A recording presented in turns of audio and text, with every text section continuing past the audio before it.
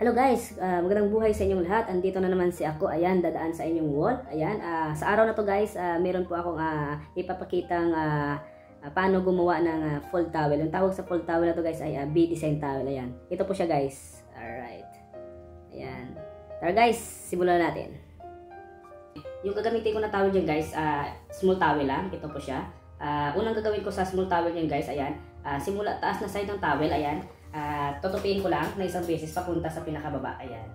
Dapat guys, pantay yung bawat side dito para maganda yung magagawa nating design. Ayan. Sunod dyan guys, ayan. Yung kaliwang dulo na nasa taas na towel na ito sa guys. Bali yung pinakagitna na to, pigilan po natin dito.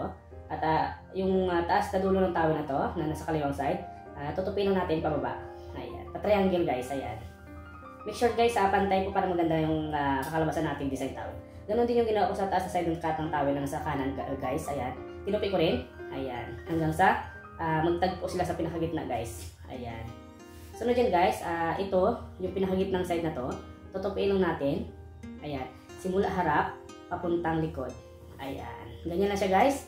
At sunod dyan guys, ayan. Yung bawat side na to na hinawakan ko, ayan. Simula harap, binaluktot ko lang yung towel, tatalikod. Ayan.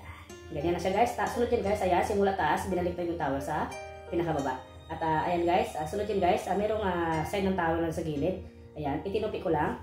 Ayan, patalikod guys. Ayan, itutupi lang natin guys kasi yung bawat side na to guys, ay ito na po yung magiging support niya para hindi siya madaling masira o matanggal. Ayan, ganyan na siya guys. Ayan,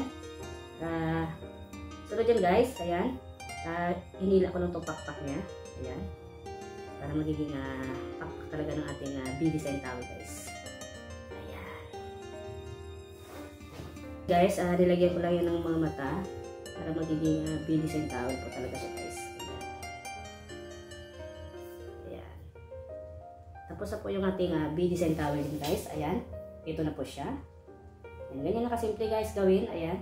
Guys, salamat kayo sa panonood at sa walang sawag pong support nyo sa aking mga videos. Ayan. Ingat po kayo lagi. Paalam.